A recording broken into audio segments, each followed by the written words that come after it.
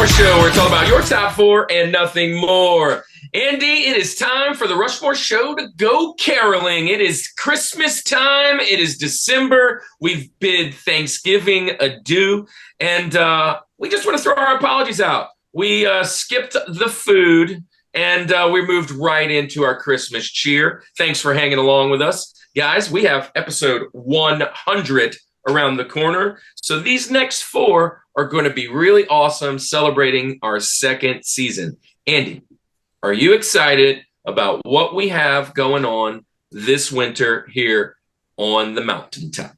I am so excited. Christmas is one of the best times of the year. And as you said, we skipped the food, but I'm just getting back from Argentina. I certainly did not skip the food. There was a lot of... How's the food over there? Fantastic. I love Argentina. It's amazing. It's a beautiful place. But we didn't just eat. We went on a missions trip. We helped with the church plant. We actually, in the 10 days we were there, minus the 2 travel days. So 8 days, we were at 6 different churches throughout Argentina, preaching, doing street evangelism, just, connecting with the people out there. And like I said, they want to feed you at like midnight when you're there. It's crazy. So, but had a blast. Love going out there. No wonder you're so tired when you got back.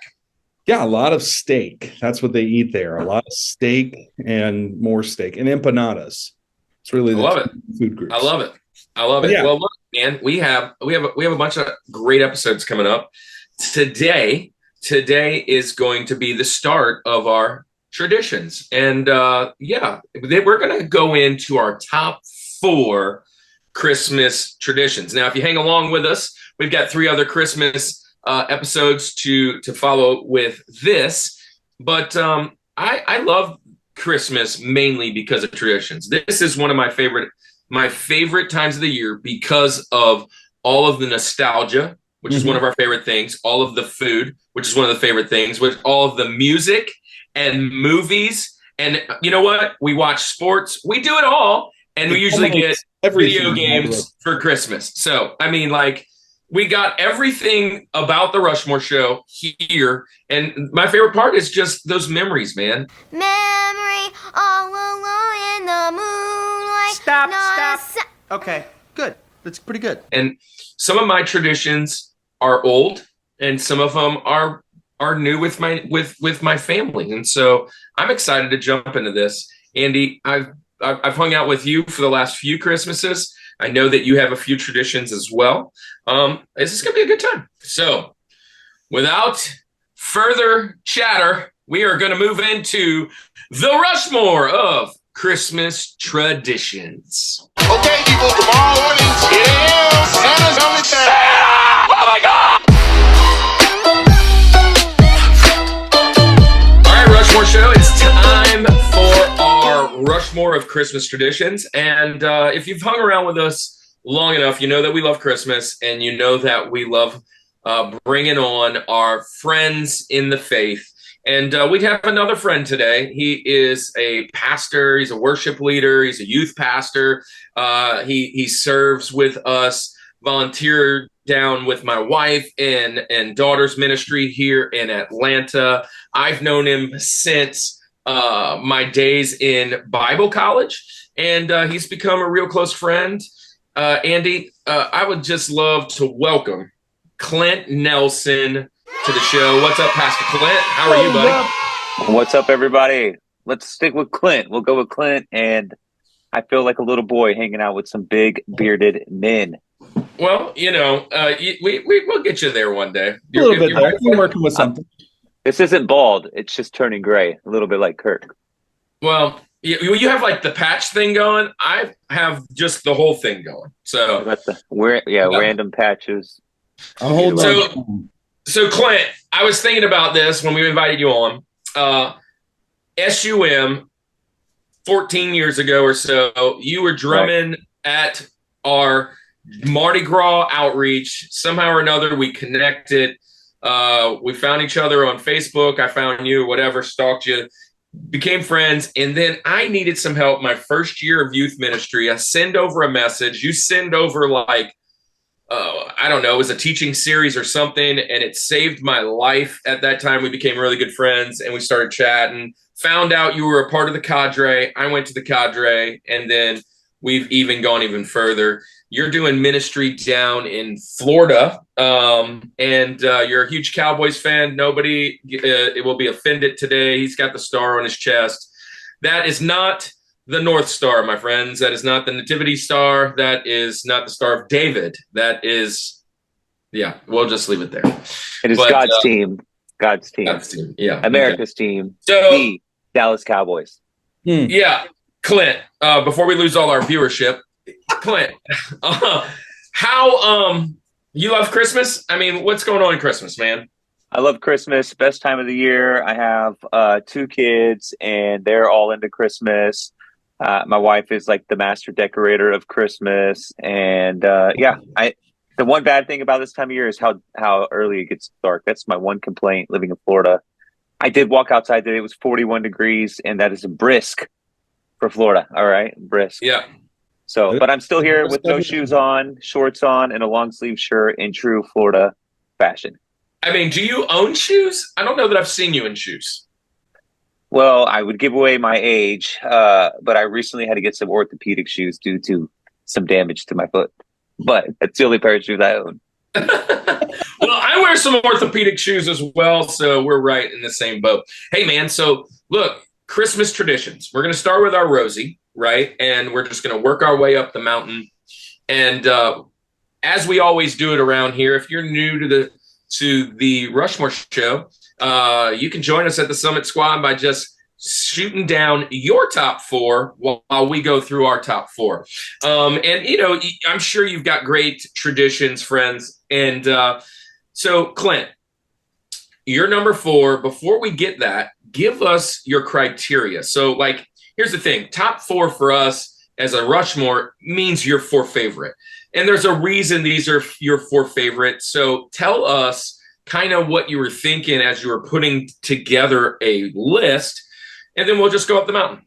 Well, I was thinking, what does my family like to do? So, but I think if I really were to stop and think about it, I can think of some things from my childhood, but who wants to revisit their childhood when they're not with their therapist? So, you know, we'll go with the top 4 for my family. We'll do it. That was my route. So that's awesome. That's awesome. So we'll start now, and we'll start the timer, and let's talk about it. What is your Rosie, which is our number 4, the line in the sand? It's where we get started. Well, my Rosie is, of course, keeping it simple, decorating everything.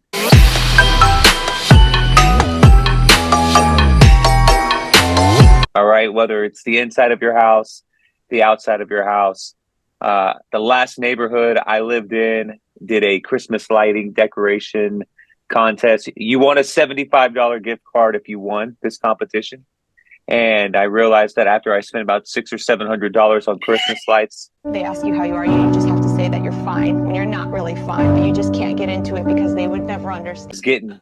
I was getting hosed over. All right. So, so since moving, I haven't decorated the outside of my house. I'm a little jaded from all those years, but we decorate the inside, got the village. We do a village piece every year and a new one. And so we're up to 22 village pieces. My wife and I have been together for a hot minute. And so, Christmas tree, Christmas lights, the whole shebang. The kids, they got their own Christmas tree in their room. It's the little ones, not the big ones. And, growing up, we did the Christmas tree that you put all your own ornaments on, like all the family ornaments. And so tell me, what's your Christmas tree like? Yeah, my Christmas tree doesn't look anything like that. My wife is a little psychotic. No one can touch the tree except for her. So it's like the perfect tree. So all the nice sentimental ornaments that I care about are on my little kids' trees in their bedrooms. See, all right. So you had me up until that point right there. So my wife wants a Macy's or JCPenney tree. It's just nice to meet another human who shares my affinity for elf culture. She wants it to have the same color garland with the same color whatevers, all the lights matching, the whole 9 yards. Looked like we took it right out of the store. And I am just anti that tree. That is not Christmas to me. That's shopping to me, and I don't want that. So Brittany's a little upset. My daughter, on the other hand, also wants that tree, and she got it. She moved out, and she got her own tree. So I think it's a women's thing. Who would have thought the men wanted the sentimental tree? I was raised on a sentimental tree, and that's what I want, and that's what I have. And I totally will acknowledge this pick. Of course, it's one of the best traditions. Yeah, you can't really go wrong with this. This is when I think Christmas tradition, this is clearly on the list. But my only question to you, Clint, and even Kirk here, but when are you when are you putting decorations up? Are you the pre-Thanksgiving? Are you anti that? I mean, it's very polarizing. Where are you at? Where are you at with that? I am pre-Thanksgiving. My son's a huge Halloween fan, so we have to decorate for Halloween. And then, we go Christmas like 5 days later. So okay. Pre-Thanksgiving. So hot take there. What about you? Yeah, that's a severe hot take for me. I didn't realize this was such a big deal until I became an adult. I don't know if my parents used to fight about this as much as we do. But my parents always, my mom was shopping on Black Friday. My dad was like full on lights outside. So that's the day it starts. That was the plan for me. I was out of town this year. Mine are still not up. I'm a little irritated, but we got that coming soon. We got it coming soon. I'm Black Friday. I get it, but I'm not going to hate anyone who goes pre-Thanksgiving because I would be the guy who keeps it up all year long and crazy, but people don't. Your HOA said no. Yeah. All right. Well, great way to start the mountain. That's a fantastic way to start the mountain. We're going to go to your Rosie, but before that, criteria. Man, cutting this down to 4 with all the nostalgia tied into it. How did you do it? Yeah. I will just say this. Nostalgia is my favorite thing. We've talked about it. It's one of my favorite words in the dictionary. It is what kind of drives the idea of coming to do YouTube, hanging out with you guys, hanging out with my friends, is kind of just reminiscing. It's why I love folks like Jason with the New 80s Revolution, and just kind of looking back at I just love that feeling that you get, and Christmas is filled with it. I mean, I tend to cry probably 15, 20 times in this season just because I saw an ornament or whatever. So, what are the things that meant the most to me, right? Or mean the most still to me? And number 4, Clint, I'm not going to go too far, man. I'm crushing with you. But not completely crushing. And let's start that timer. And it's decorating the tree, but there's also more to that. So as a kid, I remember being raised, like we're pulling everything out, helping dad get everything out of the attic, right? And stacking boxes and that whole portion of just piling everything up and then going through room by room and setting everything where it was last year. That is the big thing. There should be like the schematic book for this. Now at my house, it's very similar, bringing everything in and getting that all done. But we have added so many other things inside the decorating time. And my favorite and one of my all-time favorite things to do is while we set the tree up, which we're fake tree folks as well. We have 3 of them, and we have my dad's tree, we have my tree, and then we have my kid's tree. And actually Carson has her own, and I think we have like 6 now. Jeez. But anyway, setting up the trees while we're doing all that, we are watching National Lampoon's Christmas Vacation.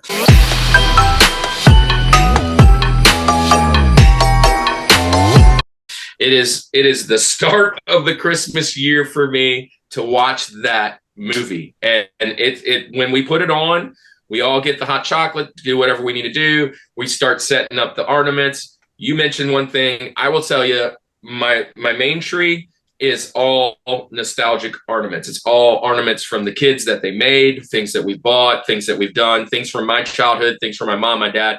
I got my dad's tree, which is all my mom and dad's ornaments. I have my daughter's trees are all like JCPenney trees, and my son's tree is all like sports and action figures and all these other things he wants to throw in it. And it's just the best time. It's setting up, pulling all that stuff out, smelling that. I mean, you could smell my house from 20 years ago from some of the things, and it's just Christmas time, man. I love it. I love everything about it. So the first thing I'm off my list has to be the first thing we do. Yeah, let's get the decorating. That is a great. I mean, it's still piggybacking kind of on what Clint said there. You can't go wrong with that. Because I think that in a way, it's cheating, because it's more than one pick, right? I mean, it's the whole experience of decorating and family togetherness and movie and like everybody's kind of got their own thing that they do. Like for my family, it's we put the music on while we're decorating, but similar thing. We're baking cookies, we're doing all of that. So it culminates everything of Christmas into a single event, which is fantastic. It's like launching off the season, though. Yeah. Like, boom, we're here. Here we go. And this is Talladega of Christmas. Is this moment? Boom. I'm just saying, y'all's decorating sounds like a Hallmark movie, and mine sounds like the WWE, man. Hey, what the hell? There's three more Santa Claus. No. Listen, I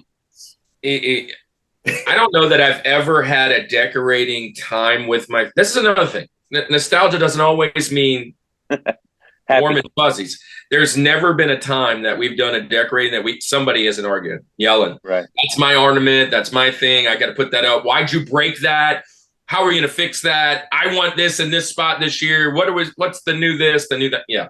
It's always a fight, but that's a part of it. That's a part of it. Yeah. That's a part of Hallmark. The Hallmark storyline. Our matching plaid. We go to an apple orchard. We meet. we're a small town guy, but we go to the town. We meet this big wig lady who doesn't have time to slow down and realize what Christmas is all about until she finds true love. Yeah, it's. We invite her over. She meets the neighbor. It's the apple picking festival of the town that's been going on for anyway. I will say I don't watch Hallmark, but I did watch it last night for one specific movie that came out. So about the Biltmore, they did a movie at the Biltmore. So there you go. Oh, it's sci-fi. It's women's sci-fi channel, is what it is. There you go. It's all the same thing. It's all the same thing. All right, Andy, man. What's your Rosie? What's your criteria? Let's get this thing moving, man. Well, I mean, so criteria-wise, there's not really much I can go to other than what we talked about, nostalgia and stuff. Obviously, with it being a tradition, it has to be a thing that is consistent. It's been an every year kind of thing, and it's one of those things where it's like I don't fear change. We fear change. But there's certain things that I just want to be the same every year. And Christmas has a lot of those things. Although one of them is going to throw a wrench in that. But it's just the whole idea of tradition and comfort and all of that is kind of bottled up into this. So my Rosie, now some of these are going to go back to my childhood. Some of them are going to be current. We kind of go all over the place here. But this one, 1,000% goes back to my childhood. And it's actually kind of continued in with my children. I can't tell you a Christmas that I don't remember doing this. And it's this: finding the toy catalog and circling every toy that I want.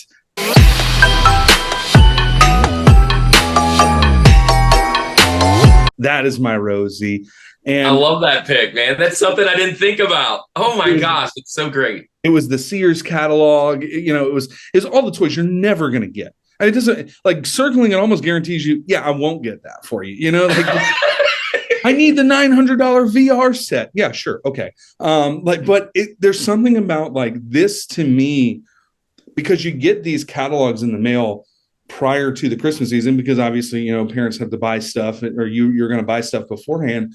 But this is that unofficial kickoff of Christmas season to me. When I get that first catalog in and I'm going through that thing. And here's the thing, and this to be true. If you have siblings, you both had a different color, right? Because green meant it was me. Like nobody ever talked that was what we're supposed to do, but everyone did this. But my kids do it. So like we'll get catalogs in and they'll get 2 different color things and they'll go circle everything they want. And I'm just like, circle the whole thing. At the end of it, everything's circled. So nothing changed. It didn't do anything, but it's something about beginning that excitement for what is to come. So circling. Dude, this is a great pick, man. Yeah. I laugh at my son because we actually just ordered a catalog. I guess it's an Amazon catalog now. Yeah, whatever. We just ordered the catalog, and like you just said, everything is circled. The circles go over top of each other. It just looks like a scribble. I remember being so neat with it, like boxing out everything, writing notes in my own language, and giving hieroglyphics to the favorite things that I should get. I love this. I mentioned New 80s Revolution just a minute ago. Dude, he did an episode last Christmas on the Sears catalog, and he ordered some off of Amazon from 1980, whatever, and he was flipping through it just to see the things in it. What a cool episode. I love this. I love this pick. Love it. So did a couple catalogs. Of course, just got the Amazon catalog in the mail, and my son is circling everything. I didn't think about it either until you said it. But you know what? Kids today, they're new age, and now it's becoming PowerPoint presentations. So you better watch out. Your kids are going to walk in and be Carson has done several PowerPoint presentations for her birthday, for Christmas, Easter, whenever there's an opportunity to receive something. Yeah. But here's also the thing. Now they're on Amazon wish list, right? So I have 9 different wish list categories on my Amazon. These are my Funko Pops that I want. This is my whatever that I want. Do you have a Funko Pop wish list? I do. I'll send you the link. Alexa, order Andy's Funko Pop wish list. Yeah. Hey, all right. So that's our Rosie, man. And this has been fun. It is time for our TJ Jazzy Jeff. Now, we don't need a criteria for this one, Clint. This is going to be your second tier on the mountain. It's your third ranked space. TJ Jazzy Jeff, Thomas Jefferson. What's number 3 on the list? Well, I got to start with, in premarital counseling, they don't tell you to talk to your wife about Christmas traditions. And so for my family, it was opening one present on Christmas Eve.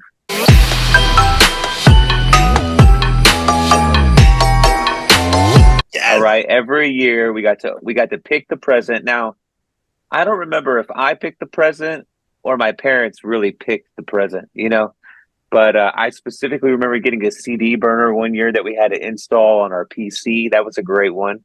But my wife, they do their stockings on Christmas Eve. But in my house, Santa fills the stocking. So the stocking can't be opened on Christmas Eve. So that was a WWE match as well.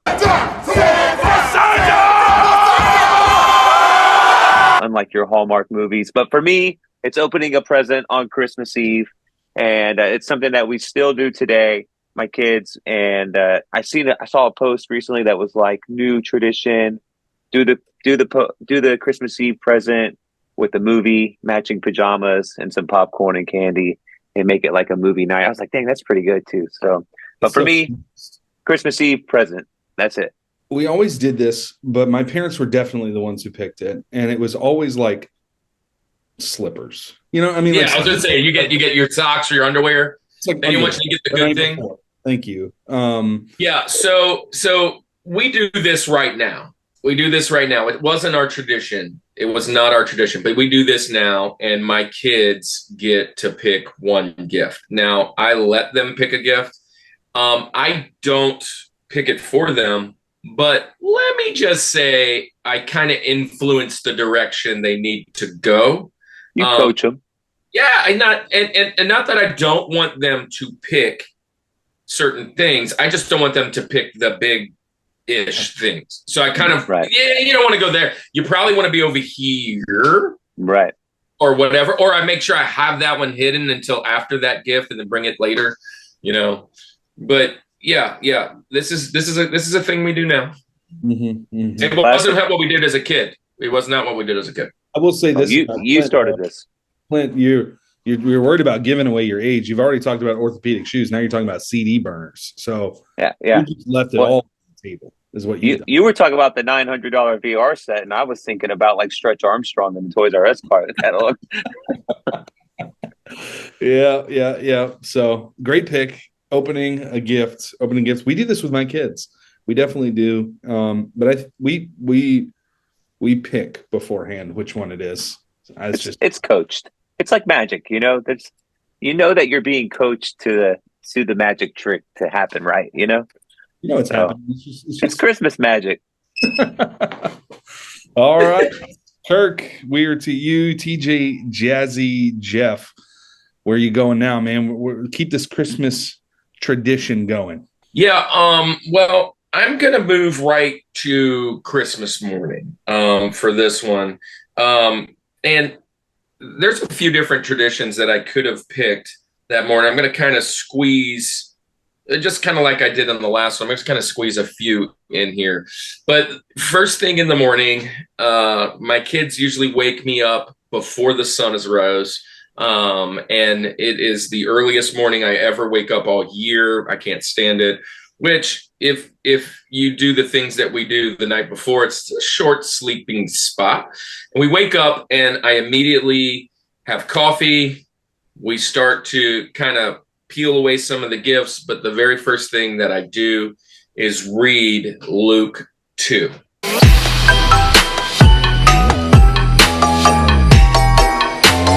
We pull out the Bible and we read the Christmas story. And, just Luke 2, usually 1 through 20 or whatever it is, and kind of do the Linus, if you will. We read the story to the kids, what the real purpose of the season is. And as they've gotten older, we've discussed it a little bit. And then as the kids get to dealing through the gifts and whatnot, I go off and make famous French toast. So that's kind of that morning. That's the tradition. I usually have eggnog or coffee, but it's really dealing with that French toast and Luke 2. Those are the two big things that kind of go in within like about a 30-minute span. I'm on the grill hooking those up. So I will say this: I fully endorse your French toast. I've had it, and I will stand by it. It is fantastic. I've not done it on a Christmas morning, although when I've had it, it was magical too. So fully there for it. Oh, it's magic. So I know you guys endorsed the Luke 2, though. I mean, absolutely. Tell me when do you guys throw the story out there? When is that the time? Is it in the morning? Is it later? Is it something that you even do? Is it just something you talk all season? Is there a time for that? I never do it, but I actually thought about this. I thought about this as I was working on this, because I was like, somebody's going to see this and be like, man, that guy said nothing spiritual, but they said he was a pastor. So, but it is something that we talk about all throughout the season. Of course, in my job, we live at the church in the month of December. And so it is something that we talk heavily about. There's, of course, lots of, props in our house, photo props that would sell the birth of Jesus as the reason for the season. So, and not that it's not, but I can tell you, prior to my salvation, getting saved, getting sober, and all that, we didn't even go to church. I mean, there was not a single time it was even mentioned. And when afterwards, after getting sober, I had I just had a conviction, and I was like, I don't know how to do this and implement it. And a couple years ago, that's why I said Linus. A couple years ago, at the church, we did our Christmas party, and we did Charlie Brown, and a light bulb went off when I watched the movie, and we did that. And I said, I need to do this in our own version that morning. And I've tried to do it every morning. I think I've missed one because I forgot. And look, bad pastor, boom. It's like, man, we didn't do it. But it's just something that I like to implement that morning. It's just a cool new tradition, and I love it. All right, man. So Andy, I think we can finish off this mountain. Yes, we can finish off the first half at least. I'm going to give you my TJ, Jazzy, Jeff. And here's the thing. One of the big traditions is food, right? You talked about French toast and everything, but Thanksgiving, it's all about turkey and the stuffing and all those sides and all that. Like, I'm very much a Thanksgiving traditionalist when it comes to the food. But here's my TJ Jazzy Jeff. My family, we do different food for Christmas.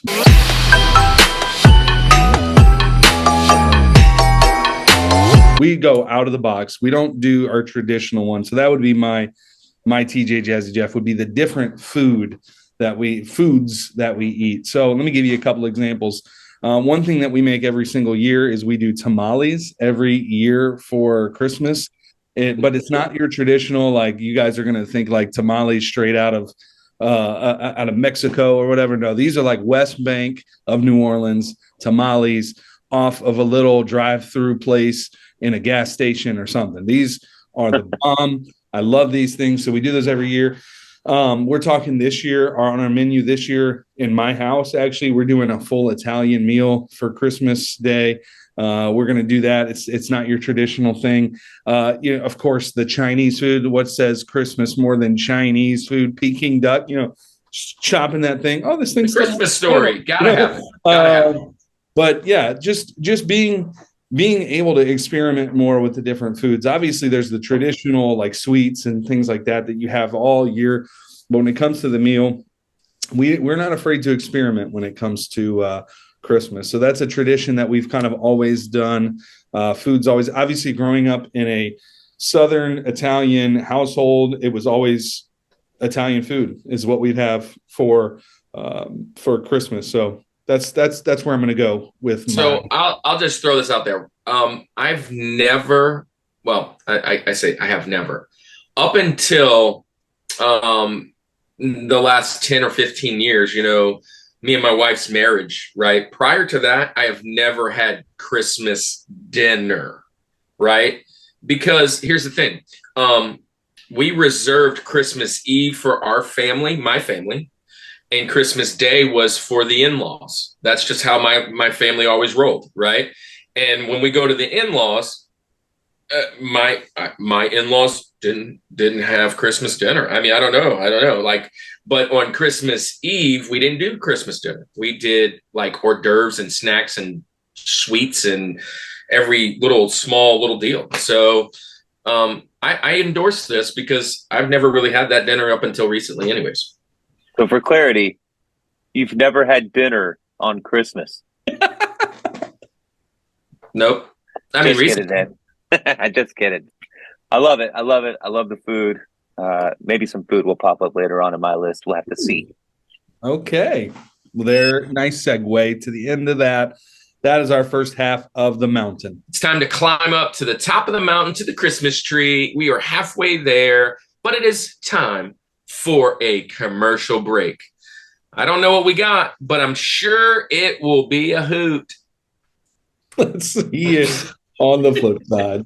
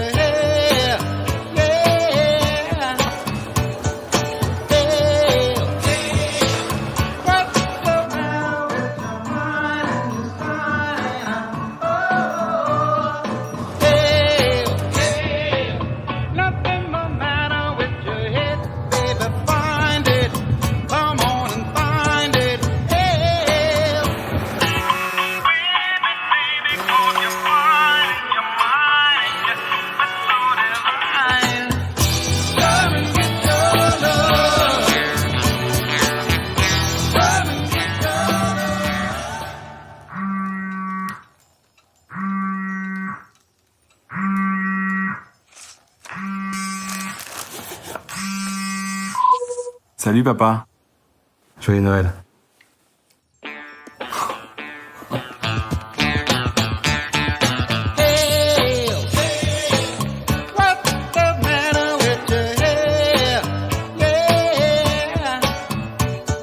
Welcome back, Summit Squad, to the Rushmore Show, where we are halfway through our mountain of Christmas traditions. We are living in nostalgia.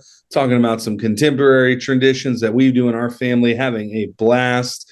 But as you know, as we do halfway through our mountain, we are honored to be a part of the Culture Box. And in Culture Box, it's a group of Christian content creators on YouTube, on several different, just on the interwebs, where we talk all about our faith, but also pop culture and kind of nerdy, geeky stuff too. And today we are going to promote one of our good friends. Kirk, who are we talking about today? Yeah, we're going to reach out to our friends Dallas and Celeste and wish them a Merry Christmas and send you guys on over to visit Geek Devotions. So Geek Devotions is a collaboration of devoted geeks that are devoted to letting people know they are loved.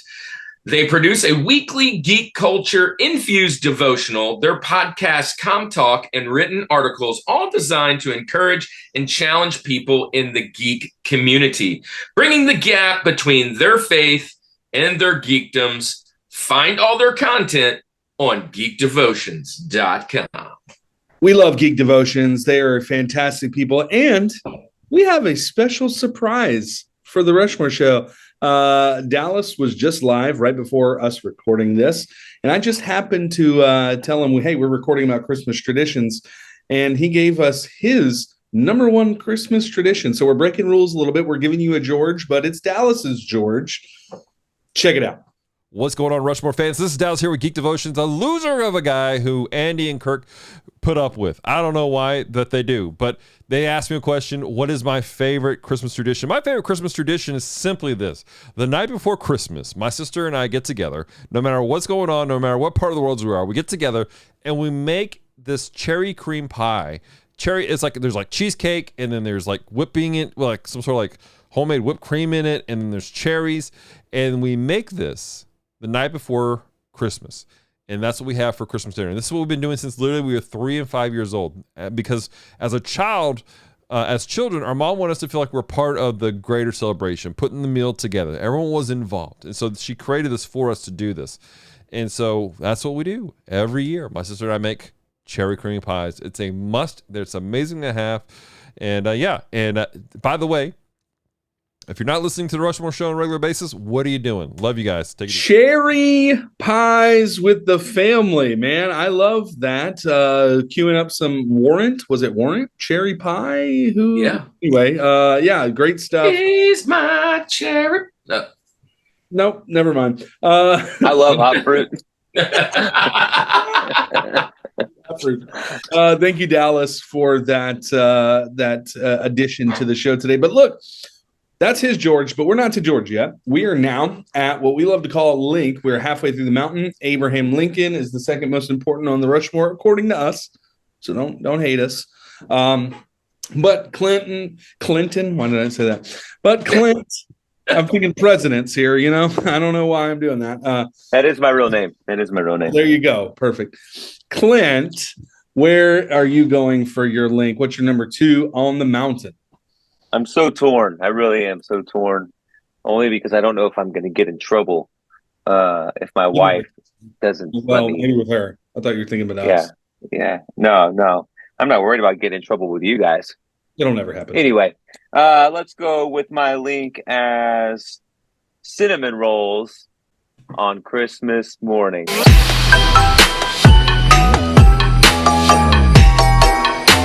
That's our go-to breakfast for Christmas morning, cinnamon rolls. There's a story behind it.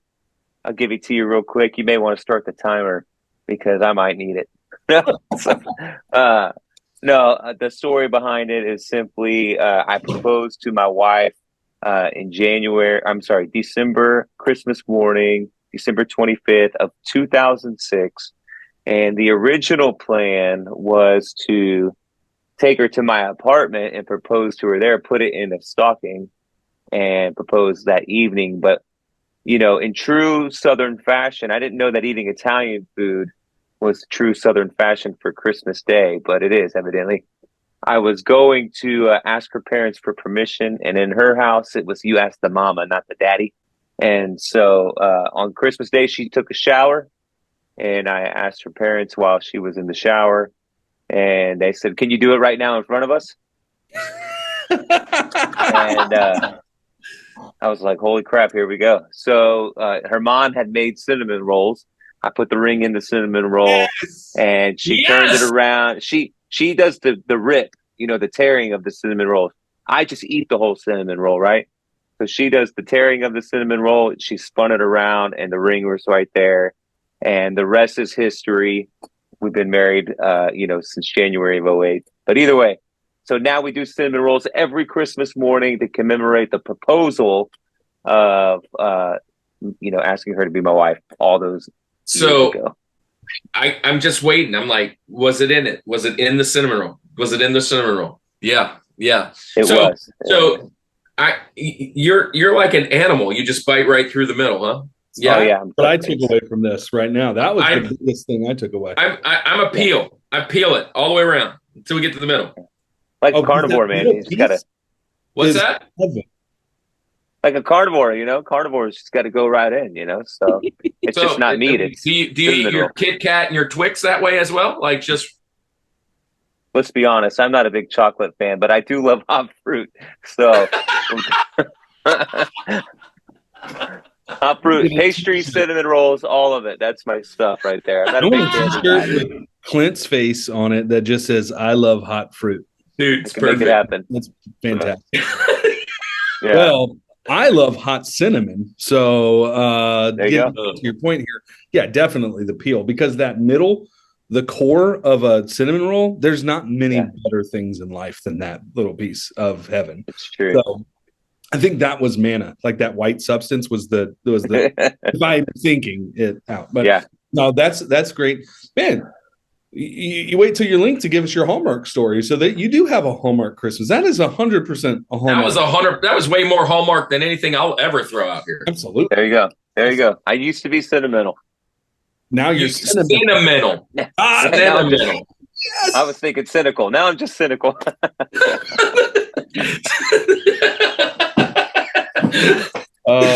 stuff. I love that pick. Anything involving cinnamon rolls and love at the same time. So there you go. Perfect. There you go. I mean, it kind of is like a love story. So yeah, it's my turn. And I kind of alluded to it earlier because I didn't want to give it away, but my link, I'm going back to little me, right? We don't do it the same anymore, but I'm going to go back to Christmas Eve as I was a child.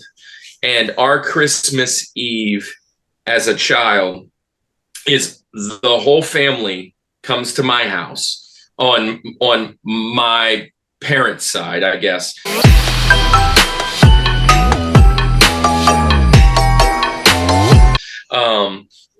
And so my sisters, all their husbands would come with all the kids. It would just be this huge party in my living room, and my family bought a present for everybody. So I mean, like, there was no like pulling names or any of that. It's now evolved because there's so many kids to where it's just the kids that get gifts. But at a time, everybody got a gift from everybody. And we would be there for hours going through gifts. And we opened every single non-Santa gift Christmas Eve. And that was the big deal. And so I remember 3:00 in the afternoon on Christmas Eve, just like biting my nails. When are they getting here? When are they getting here? When are they getting here? I mean, it was the biggest rush of like the whole year, was like waiting out in the front yard. Where's she at? Who are we waiting for? Aunt Bobby, Aunt this, and all the gifts there. I mean, we have pictures of just craziness, and I'm glad it's kind of reduced a little less than that. But Christmas Eve celebration, mom handing out the gifts because she had to hand out every single one, all of us opening that first gift together and kind of going through. But we didn't really play any games. That's the deal. Nice. Christmas Eve, love that. Gift opening.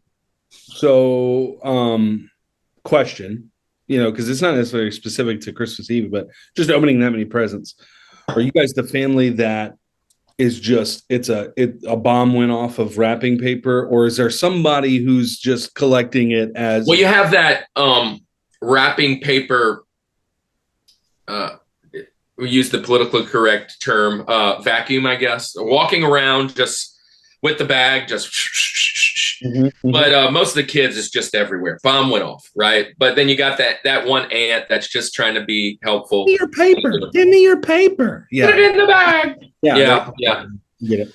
And honestly, that's one of the reasons I haven't gone back home, because it's a lot, and I don't know that I could bring it all back and do the whole Christmas night and the whole shebang. So, yeah, it's been a while since we've been back for Christmas, but yeah, that's my deal, man. Christmas Eve. Definitely. It's my biggest and best memory, next, obviously, to my George. All right, so this one I actually have a prop. I have two props for. I love show and tell. It happens for a good 5-6 years in a row. I would get a specific type of gift that was given to me from my grandmother, and it's become collectibles. And I think this was kind of the start of my love of like collecting. Really, is kind of where this started. And my link are nutcrackers.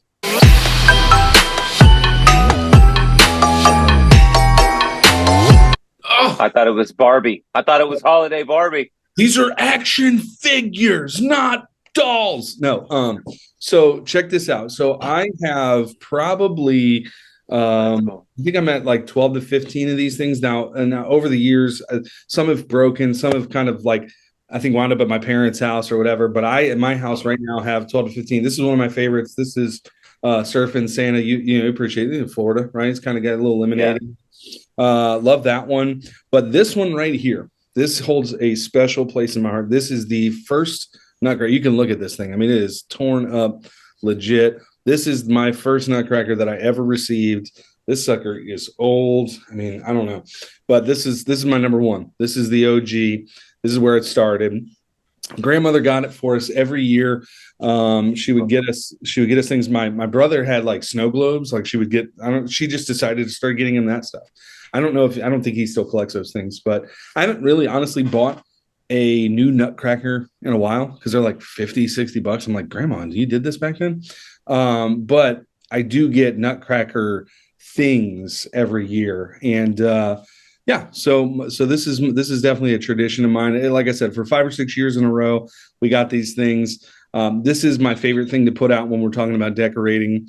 My kids have given them all names. I think every year I gave them a different name growing up. So nutcrackers, my link. Yeah, I'm going to jump in. So obviously you see my shirt. I'm not a player, but I just crush a lot. I can't crush with this one unless it was my George. It was on my Benjamins, like one of my first two off the list. So I'm going to have to scratch that one. I also collect nutcrackers, and we just came on the way back from Louisiana, and on the way back, we stopped at this fantastic gas station, and we had to get our first of the year. Yeah. The Buc-ee's nutcracker. Beautiful thing. Take a look at that. Take a gander at that bad boy. Yeah. So that was the first nutcracker of the year. I got a Yankees one. I've got a couple different nutcrackers. I love this pick. I'm glad you chose it. I'm glad it's getting its rightful space on a mountain. But it is one of our big traditions as well. We pick one out every year, and it usually travels. One kid gets to pick. Cannon picked this one. This is probably going to be 2023's. And yeah, we'll go from there. I often go to Buc-ee's and think, who buys this stuff? Now I know. It's Kirk. Yeah. No, but either way, I love the nutcracker thing. Of course, when you showed, I was waiting for Holiday Barbie because that's what my sister collected every year. And I wasn't thinking that there was another toy option, like Turbo Man or something like that. So the nutcracker was great. The question is, do you let your kids play with them? So, yeah, some of them, they'll be okay. This one I really kind of guard because, like I said, this being the original one, the other ones, I let them put them out. They don't really want to play with them. But I will say this, we did get a little mini Lego one, which is out there. I should have grabbed it. but it's a little, it's like the blockhead ones, but it's a nutcracker. So we got to put that together. So one of my favorite ones McKenna made when she was like in 3rd grade with a Pringles can. And it's one of my favorite, most sentimental ones, to be honest. But yeah, I think it's I'm a numbers kind of person, and I did the math. And who would have ever thought that you had about $900 worth of nutcrackers at your house right now? I'm sitting on gold right here. So yeah. Awesome. I think I'm sitting at about 11 or 12 myself. Yeah. That's because you bought that thing at Buc-ee's. Well, this bad boy here was on sale. Hey. Did you get brisket though? That's the key. I was gonna say you got to get the brisket sandwich. Well, I don't get the brisket. I love the brisket. It's not my first choice, though. It's not my George. Speaking of George,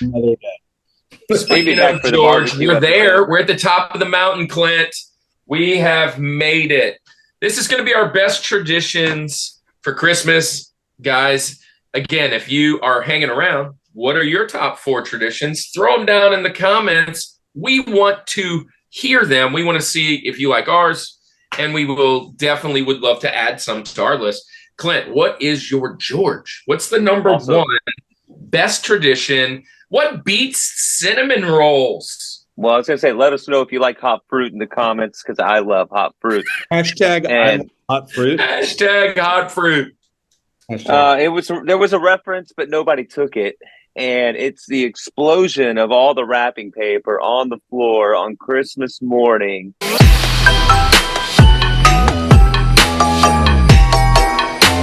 That is my number 1. I was worried that Kayla might murder me for not picking the cinnamon roll as number 1.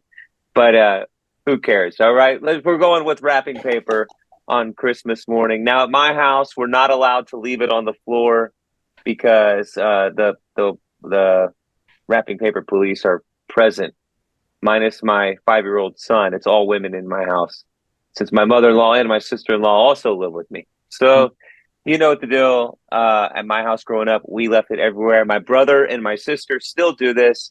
I'm currently the only one that doesn't do this. They send pictures, and my stepmom, she posts online every year. Don't be quick to pick up the paper, because one day you'll wish that there was paper still on the floor. And so I think it's a beautiful tradition just to leave the mess. And because, statistics tell us Christmas is a lonely time for a lot of people. And so, you know what, when the kids are at home, enjoy it. It's just the magic. It's just the magic. I got the magic in me. Look, all right. Anyways, you said something just there, and I hate to sabotage the show, but I was at school today, and my school is predominantly not Christian. I mean, they're not even atheist. I mean, they are Muslim and Buddhist and Hindu are the 3 big dogs. A lot of them don't celebrate Christmas. And I got this thing in my mailbox and said, not everybody thinks winter break is a fun time. And you just mentioned, it's kind of a lonely time. And there are kids that we're kind of like, oh, winter break's coming, we're excited. And some are like, I don't really care. And that is a big point. It isn't about the gifts, but everything that comes with the season is such a warming time. And you bring up a great point with the paper. I mean, like literally before you know it, I have an older daughter. She's already out of the house. I got one that's in high school. She'll be out within 3 years. And, you just got one left. And it's like, I think this might be the last year, right? This might be it. Right. I mean, we're at that teetering point where it's time to shift the whole holiday. But it's interesting. Hey, one thing to add there too. I mean, just not to get super serious and whatever, because this is a joyful time or whatever. But if you're watching this now and Christmas is not fun to you because maybe you don't have family nearby, maybe there's been a traumatic experience around this time of the year, reach out, just send us a message, whatever. We'd love to pray with you. We'd love to just chat with you, hear your story and stuff. So that's, we're here for more than just giving you our Rushmores and having fun. We love it, but we're here for with that being said, I mean, we we're all pastors. We all have connections. If you need some help in this time, not saying we can, but we probably have access to. So shoot us a message and see what we can do. But I'll throw one more thing out there.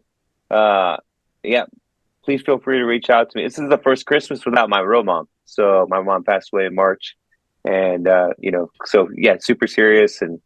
But either way, you're not alone. Like, just because we have the title of pastor doesn't mean anything. And so please feel free to reach out, and because I'm walking through it with you guys. So there you go. Yeah. And that is always kind of the antithesis or the opposite of the joyful time, is all those that have gone. And many of the people, the stories I've already mentioned, are gone. And look, I'm going to jump into my George, and it's to my favorite person in the whole world, and he's gone. My favorite tradition of all time is going outside and putting up the Christmas lights with my dad.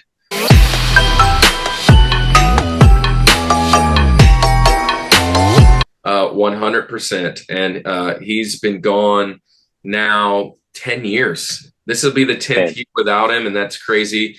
But when you, my dad's house, and I needed to start that. My dad's house was several years in a row in the newspaper. I know it's not a big thing to do with the newspaper or whatever anymore. And you can kind of Google where the good places are. This was prior to the digital boom of lights where you can sync them all up to music and all that. My dad had a winter wonderland out in his front yard, and people would drive up, and we'd have like 100 people a night sometimes. And while we're putting up more lights, and my yard was small. It is just amazing. It was such a big festive time. His lights are all kind of spread all amongst all of us as kids. I have some, my nieces have some, my sisters have some. And putting out the Christmas lights. And here's another thing, just hot take. Christmas lights are to be put up at night, in the dark. That's when you do them. And this was one of my dad's rules. And my wife's always like, why are you doing it in the dark? It's how you do it. And it's just why. There's no explanation needed. It's the hot take. But as you do them, you light the world up, man. But anyways, Christmas lights with Dad, man. I'll tell you, beautiful. I like hot fruit, not hot takes. So, hashtag hot take. This is a great pick. I'm not on the game of putting them up at night, but I've become that lazy guy with the lights where I don't do the lights. I do the projectors. I have 3 projectors in my yard right now. I love it. It's fantastic. I never thought I'd be that guy. So my dad was the blow mold thing. Like, he had probably 20, 30 of those different blow molds, not the inflatable things, the blow mold. You have to find he had a whole shed you got to store those things in. And then you got candy canes and you got soldiers and you got snowmen and Santas and whole like National Lampoon, the freaking sleigh that flew out in the air. He had all of that. He had wooden pieces. He would line the whole yard up. And I tell you this, he had an electrician come in to add extra outlets outside just for Christmas. It was a big deal. That's one of the reasons I love National Lampoon's Christmas Vacation, because there is such an emphasis on the lights. Don't be surprised that Deck the Halls is also one of my favorite movies. So, back to episode 1, one of those big things. Episode -1, whatever we want to call it. Where we talk about that. Yeah, I love it. But that's my George, man. Andy. I love the Christmas lights, and I won multiple Christmas lights competitions in my old neighborhood. Oh yeah, and I almost gave it away there. But $5 gift card too. That's So that's crazy. It's worth it. That's crazy. I have lots of lights. I'm the inflatable guy now, which I'm not a huge fan of, but it's kind of where we're going. I would much rather the blow molds, and my wife keeps like searching in July to get cheaper ones. I have 4 inflatables in my yard right now. Yeah, like I'm not a huge fan of them, but I got a big yard, so they can kind of fit. But yeah, I got like the it doesn't matter. It's your turn, Andy. Yeah, what's the George of traditions at the Ricketts family Christmas? So this was not something that we did in my house growing up, but it is definitely something that I've implemented over the past, 6, 7, 8 years, whatever. And I'm going to crush more with you. It is reading the story. It's reading Luke 2. It's reading, teaching my kids what is the real reason for all of this.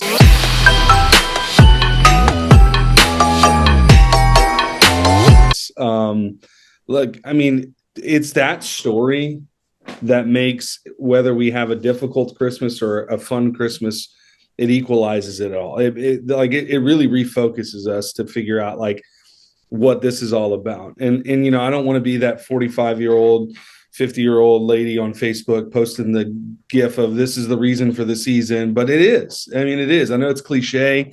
I know that we hear it. I know you go to Hobby Lobby and it's all over every every decoration that's there, but it's true. And it's what it's all about. And there's plenty of people who celebrate Christmas who are not Christians and they're not believers, but whether they know it or not, they're celebrating Christmas, which it's in the name. So, right. And it's what it's all about. I mean, and really what I want to do, and it's for my kids, it's for them to know, yeah, I mean, you're going to get gifts. Like that's going to be part of it. It is. But at the end of the day, it's about so much more than just that. And we really try to emphasize that as much as we can. And, if just reading that passage to them every year does it, at least helps them remember that, then I'm going to continue to do that. So that's my George. That's the number one. It's what it had to be all about. And yeah. I actually had a question about this for both of you guys. We got a little bit of time. And Andy, you've been in my house and we've had Christmas together, so I know how you celebrate. But it sounds, Clint, that you guys also celebrate the commercial side of Christmas, right? The Santa and all that. You do that? Yeah, so we do that. One of the biggest things, and you mentioned also Halloween, right, in which we do that as well. It is kind of that fine line. I was not always saved. So that's a big part of why I do what I do. And I think sometimes some people say, well, that's why I don't do what I do. For me, it has a lot to do with what we're trying to do and reaching nerds and geeks and people out here in conventions and all the things that we're doing, is that you don't have to be of the world, right? While you're in the world, you don't have to be of the world. Like the idea is there are a lot of things that happen and from our past that I don't have to deem devil. And we can still kind of move and be Christian and support that. And one of the things that always just, I don't know, it's just cringy to me is when someone's like, how do you lie to your kids about Santa? How are they going to believe Jesus? Listen, I don't know if that's the deciding factor, but when I read the Bible, it's really hard not to. And when we just share those things and there is a defining point that this is not. And I'm going to share in my number one Benjamin, because I know you guys aren't having it, what I think about Santa. So, I just wanted to share that with you guys. Maybe take a little bit extra time. How do you guys feel about that? Like just the whole Santa tradition. I mean, like it could be a thing. So what we do is we, of course, preach the birth of Jesus all year. I do not want my kids to grow up hating the church. So as negative as this may sound to like the Christian world, we have boundaries on like the church with our kids. And so the boundaries would be like church attendance or having to be at everything that mom and dad have to be at because it's my job, etc. So we practice healthy boundaries with them. But secondly, we do one gift. For whatever reason, Santa only brings one gift to our house. Mm-hmm. So for our kids. And so everything else is from mom and dad and the family. And twofold, it helps out that the first year that Santa came to my house, he brought a lot of gifts to my daughter. And when she went and talked to her friends at school about it, there were questions about why she got so much. and the rest of her friends didn't. And so we asked Santa to only bring one thing. So that kind of took the whole Santa focus out of everything. But another beautiful thing that something that we do at our church is we do a thing called Gift to Jesus. And if Jesus could ask for one thing for Christmas, I think that he would ask for people to know him. And so we support a ministry that goes and rescues women and children from sex slavery. And so we do a financial contribution to that every year, just to keep it as a significance of like, hey, this is really what this is all about. So that's how we do it. I love that. Yeah, we've kind of organically moved down to where most of the gifts are from family, and maybe one or two, the big things maybe from Santa, that kind of thing. But yeah, so we do that. We make sure that we read it, whether it's the night before or the morning of, sometime during that season. We make sure that we're doing that. My kids are in the Christmas productions that we put on, and every Christmas production we put on at church obviously has the birth of Jesus, and that whole side to it too. So we do as much as we can there, with all of those things, and trying to make sure that we emphasize the main purpose of what this is all about. We also do a thing where, and it's not necessarily supporting a ministry. I mean, I guess it is in a way, but we do this thing at the beginning of Christmas season, or maybe a few weeks before Christmas, where we kind of purge through a lot of the stuff that my kids have and give it away. And we give it away to some of these organizations around here that give to kids who need stuff, right? So toys, whatever it may, stuffed animal, all of these different things that we do. And it's not Goodwill, it's this one. So it's a nonprofit that's over here. And so we try to do those things. So, instilling the giving side of things to it, and the real side of what this season's all about, the birth of Jesus, and celebrating that, I think goes a long way in, Santa's still a thing, and it's still part of the holiday season or whatever, but it's really not the main focus. I mean, my kids, that's not a big deal for them. So that's what we do. That's great. I enjoy that. Well, look, man, that's the end of our mountain, and we're not done. We got a quick Benjamins around the corner, and we still got a few more traditions to share with you guys. I can't wait to share one of mine, but let's get it.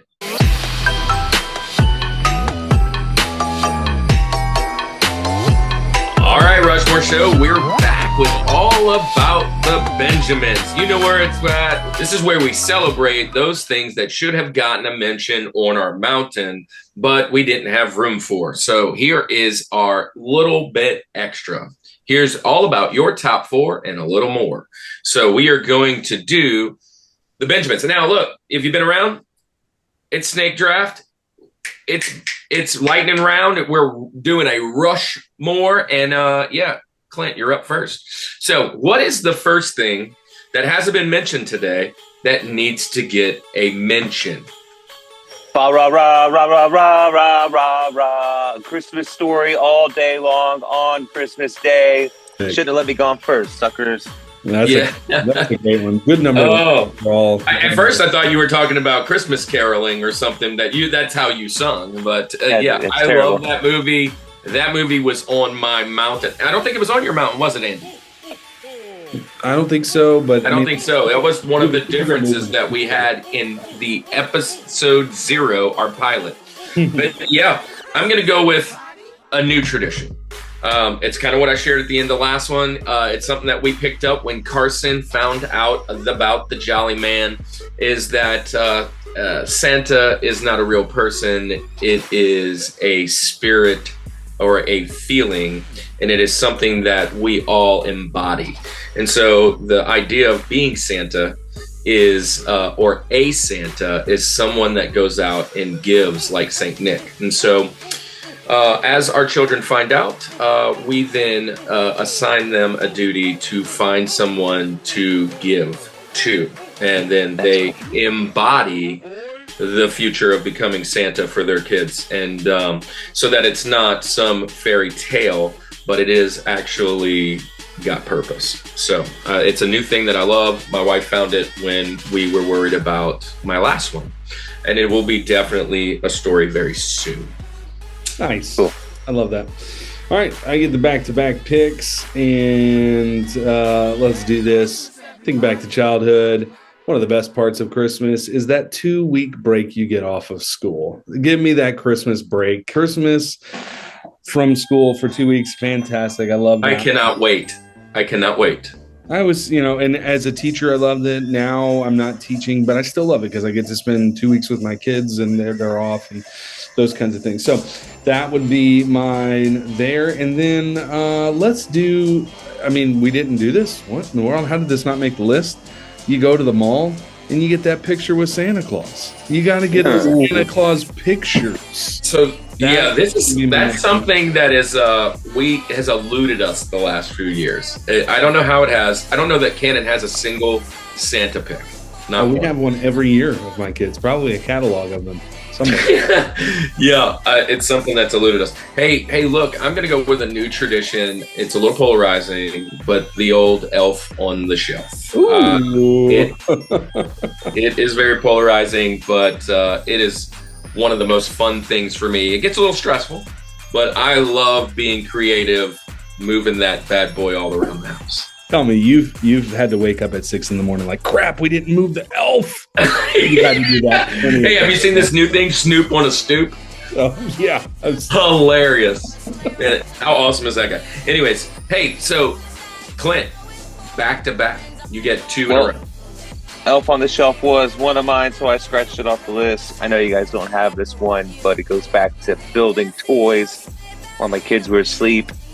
And I grew up loving The Simpsons. So it's watching The Simpsons on Christmas Eve because that's what I watched when I built all my kids' toys the first Christmas that we got them the sweet toys. You know what I'm saying? So now it's like, oh, let me just watch The Simpsons on Christmas Eve. The second one is, it's funny, these are back to back, but I am a big Christmas Eve candlelight service singing Holy Night, Oh Holy Night. Yeah. So that's my second one. Christmas Eve, church, candlelight. If my church isn't having service, we're finding one that is. Oh, so there it is. That's one of the reasons I didn't have it on my mountain is because not every church does it every year, but when it comes around, I love it. And so that's one reason I didn't actually share it. Now, look, here is one that my wife would kill me if I did not put it on the mountain. I figured nobody else would have it, but it is our awesome traditions. We have two of them that every year we get, we go and buy pajamas and Christmas ornaments for the kids. So it's this year's Christmas ornament and this year's pajamas, and it's kind of like a one-shot deal. And so they all get that every year. All right. So I get my last two back-to-backs here, and this one has got to be on my list because it's something I remember doing as a kid. I remember now my kids do it now too, and it is on Christmas Eve going to that NORAD Santa tracker. You're going to track Santa Claus. Such a good one. And you get to see him flying over. Oh, how long until he gets to Louisiana, right? Like, or whatever. So I just love it. I heard a funny story actually this week about how it was a mistake. They were never meant to do that, but it was a misprint in like a Colorado magazine or something for this number. So this tracking thing dates back to like the 50s. And which I had no idea. I just thought it was a whatever. They somehow, I think I don't know the full story, but like you look it up. It's it happened by mistake, completely by mistake. So that would be my next Benjamin. And then my final one, let's do this. My family has a tradition every year around Christmas time. Sometimes it's a little bit after Christmas.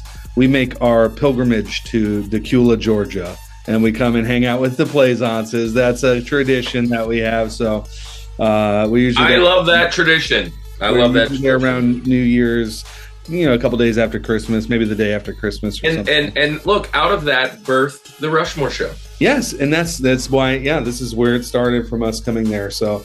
Full circle. Hey, look, I would be whatever. You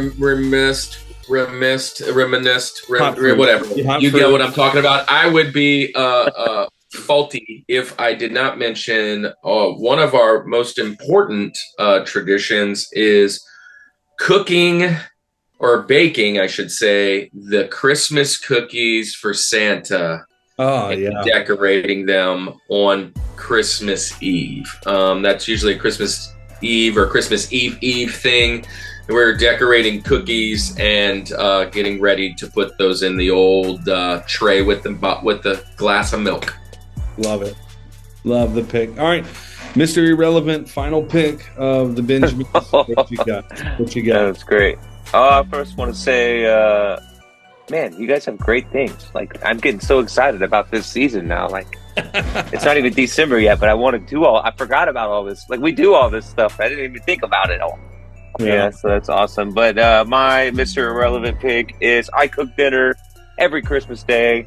I said earlier, my mother-in-law, my sister-in-law live with me. They do Thanksgiving, and there's no hot fruit included in that dinner, but there is. There's no pineapple on the ham? No, we do a prime rib. I do a Alton Garrison's prime rib. Nice. Put the link in the description for that prime rib. but it's a great one. We do it every year. It's worth the money. And I didn't realize until a couple of years ago, but prime rib goes like on a major sale, like right at Christmas. And so it's a super cheap meat to do then. And yeah, that's it. Nice way to end this with dinner. Love that. Thank you, Clint, for being on the show, man. It's a pleasure to have you here, bro. I appreciate it. Appreciate you guys inviting me, and I love hot fruit. So, Summit Squad, tell Clint how you feel about hot fruit. Tell us how you feel. And look, now that you've made it to the end, if you have to go revise and throw another comment down there or something else that you may have jostled the memory, go ahead and do that too. It is December. It's Christmas. And the big guy is coming. Thank you. Thank you, Clint, for joining us. I love the jacket. I love you even more. Can't wait to see you next time at the Cadre and whenever we get together again. But, man, this has been a fun time. Our next episode coming to you is going to be our top 4 Santa Clauses, right? Santa Clauses in pop culture, right? Well, I mean, what's better than that? I mean, I've got 1,000 of them bouncing around. I can't pick my favorite right now. But that's pretty cool. We got episode 100 on the way. Do that surfing. Yeah, that'd be pretty cool. So, Andy, it's a great time, man. So I can't wait to your pilgrimage down here to Georgia. I just had a pilgrimage over there to you guys. We got conventions in 2024. We've got new things. Hey, be on the lookout. The schedule for what we're releasing is changing. Go back and watch all of the episodes from the conventions. We got some exciting things to share with you and some movements towards where we're going. We are almost to our benchmarks. Help us get to 1,000. Help us get those watch hours out. Go and check us out. We love you guys so much. Yeah, last thing I want to say, if you're looking for something to binge watch while you're putting up the Christmas tree, maybe it's Christmas Eve and you're like, I want a new tradition. I don't want to watch Christmas Story. You know, we've got plenty of Christmas episodes on the Rushmore. They're about an hour and a half a pop. You can watch, I don't know what, we got like 6 or so of them that are Christmas related. Just throw those. Check our boys Retro Rewind with the top 4 specials. Yeah. Randy, we got to get a hold of Randy. He's got the best George music, a Christmas song in history. I had to go check that out. But yeah, so I didn't even know it was a song, much less. Who knows? But look, if you're looking for something to watch, just saying, it's free. You just go join on there. You just click play and let them play through. What gets you better in the holiday spirit other than 2 bearded men talking about things that they like?